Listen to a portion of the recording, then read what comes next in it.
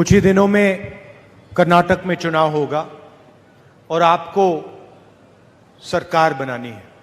3 साल पहले आपने सरकार चुनी और बीजेपी ने उस सरकार को चोरी किया।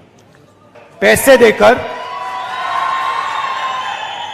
देकर एमएलएज को खरीदकर बीजेपी ने यहां अपनी सरकार बनाई है और जो सरकार चोरी की सरकार होगी तो उस सरकार चोरी ही करेगी। और पिछले 3 साल बीजेपी ने कर्नाटक में चोरी का रिकॉर्ड तोड़ दिया। शायद हिंदुस्तान की सबसे भ्रष्ट सरकार कर्नाटक की सरकार। कॉन्ट्रैक्टर एसोसिएशन ने प्रधानमंत्री को चिट्ठी लिखी और उनसे कहा कि कर्नाटक में हर कॉन्ट्रैक्ट पे 40% कमीशन लिया जाता है। आज तक प्रधानमंत्री ने जवाब नहीं दिया। बीजेपी के एमएलए ने कहा कि 2500 करोड़ रुपए में सीएम की कुर्सी खरीदी जा सकती है। दिंगलेश्वर स्वामी जी कहते हैं कि मुझे डिस्काउंट दिया, 40% नहीं लिया, 30% लिया। Police sub inspector scam, assistant professor scam, assistant engineer scam, cooperative bank scam, हर चीज में कर्नाटक में स्कैम हुआ है। अब देखिए, प्रधानमंत्री आते हैं, भाषण करते हैं, मगर भ्रष्टाचार के बारे में एक शब्द नहीं कहते। तो मैं प्रधानमंत्री से सवाल पूछता हूं, आपने पिछले 3 सालों में जो कर्नाटक में भ्रष्टाचार हुआ उसके बारे में क्या किया? क्या एक्शन लिया? किसको सजा दी? कितने लोगों को आपने जेल में डाला? आज तक प्रधानमंत्री ने एक शब्द नहीं कहा है। आते हैं और बहाने दे जाते हैं। तो प्रधानमंत्री जी, कर्नाटक के युवाओं को आप बताइए, आपने कर्नाटक में भ्रष्टाचार के खिलाफ क्या किया? महंगाई की बात करते हैं। गैस सिलेंडर पहले 400 रुपए का था, अब 1100 रुपए का हो गया है। प्रधानमंत्री जी, इसके बारे में आपने क्या किया? पेट्रोल 60 रुपए का होता था, 100 रुपए का हो गया, इसके बारे में आपने क्या किया? बेरोजगारी के बारे में आपने क्या किया? आपने कहा था 2 करोड़ युवाओं को हर साल रोजगार दोगे। कर्नाटक में बेरोजगारी फैली है, आपने इसके बारे में क्या किया? जब कर्नाटक में बाढ़ आई तो प्रधानमंत्री जी आपने क्या किया? और जब कर्नाटक और दूसरी स्टेट्स के बीच में पानी का मसला उठा तो आपने क्या कर्नाटक की मदद की और कैसे की?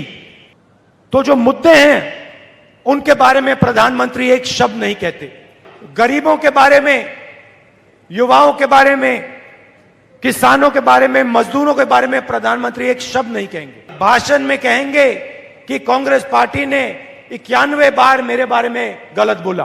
बहाने बनाते हैं, मगर जो असली मुद्दे हैं उनके बारे में नहीं बोल सकते। कांग्रेस पार्टी जो कहती है वो कर देती है। जैसे प्रधानमंत्री ने 15 लाख रुपए का वायदा किया था, वैसा वायदा हम कभी नहीं करेंगे। नोटबंदी जैसा काम हम कभी नहीं करेंगे, क्योंकि ये गरीबों के खिलाफ, किसानों के खिलाफ, मजदूरों के खिलाफ कार्रवाई थी। तो सवाल यह है कि जब यहां कांग्रेस पार्टी की सरकार बनेगी तो कांग्रेस पार्टी आपके लिए क्या करने जा रही है?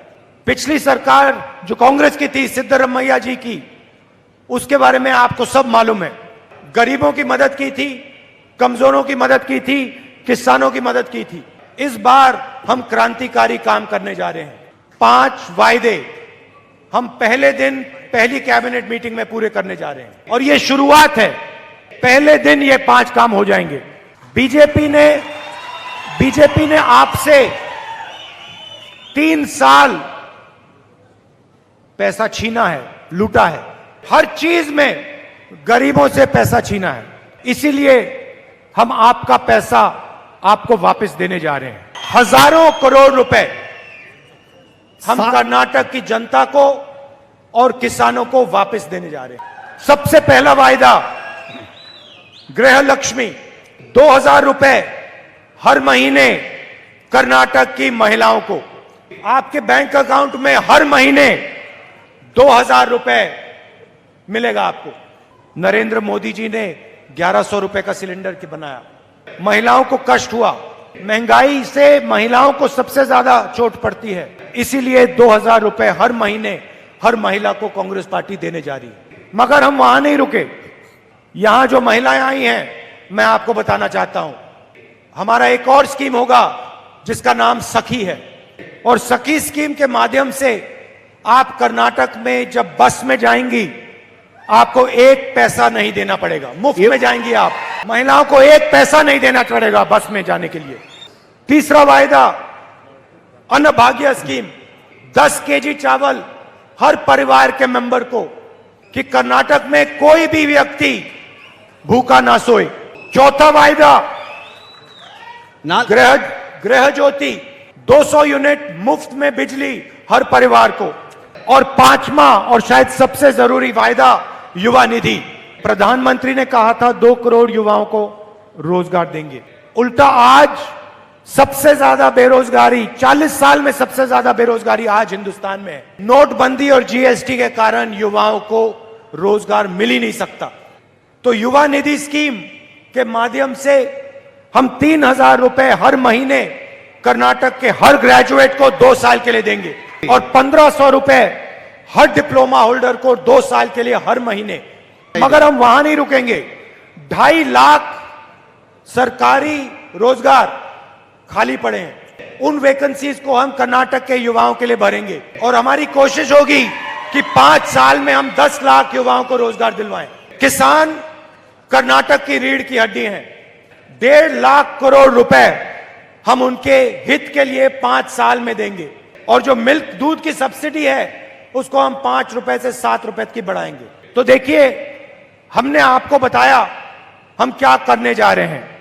हमने 5 चीजें कही और वो हमारी शुरुआत है। पिछले 3 सालों में बीजेपी ने आपसे चोरी की। प्रधानमंत्री ने आज तक अपने किसी भाषण में कर्नाटक को यह नहीं कहा कि अगले 5 साल में वो क्या करने जा रहे हैं। वोट मांगने से पहले प्रधानमंत्री को पहले पिछले 3 सालों के बारे में समझाना चाहिए, 40% सरकार के बारे में समझाना चाहिए, और उसको समझाने के बाद प्रधानमंत्री को यह बताना चाहिए कि अगले 5 साल में वो क्या करने जा रहे हैं। उसके बजाय प्रधानमंत्री बहाने बनाते हैं, आतंकवाद की बात करते हैं। उनसे बेहतर मैं आतंकवाद को समझता हूं। मेरे परिवार में आतंकवादियों ने लोगों को मारा है, मेरी दादी को मारा, मेरे पिता को मारा। और प्रधानमंत्री से बहुत बेहतर आतंकवाद क्या होता है, आतंकवाद क्या करता है, उसको मैं समझता हूं। अंत में यहां पे आप सतीश जी को जिताइए। जमीनी नेता है, जमीनी नेता है, दिल से आपके लिए काम करता है और गहरा रिश्ता रखता है जनता के साथ, गरीबों के साथ। कांग्रेस पार्टी को भारी बहुमत से पूरे डिस्ट्रिक्ट में जिताइए। और आखिरी बात, बीजेपी को 40 नंबर अच्छा लगता है। पिछले 3 साल इन्होंने आपको 40%, 40%, 40% हर रोज सुनाया। चुनाव में आप भी इनको 40% याद दिलाना, 40 सीटें जिता देना। इसका एक और कारण है, कांग्रेस को कम से कम 150 सीटों से जिताना है, क्योंकि अगर 150 सीट नहीं आई तो फिर से ये बीजेपी के लोग चोरी करने की कोशिश करेंगे। और जो सरकार चोरी से बनती है, वो सरकार चोरी ही करेगी और कुछ नहीं करेगी। कर्नाटक में घूमते वक्त मुझे लग रहा है कि कर्नाटक की जनता ने मन बना लिया है। कांग्रेस पार्टी की यहां पे लहर है और हम 150 सीट से कम नहीं जीतेंगे। सरकार बनने के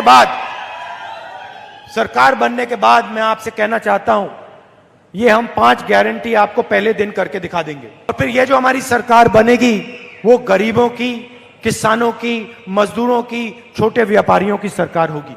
अरबपतियों की भ्रष्ट सरकार नहीं होगी। आप धूप में आए, मेरी बात सुनने आए, इसके लिए मैं आपको बहुत धन्यवाद करता हूं। नमस्कार, जय हिंद।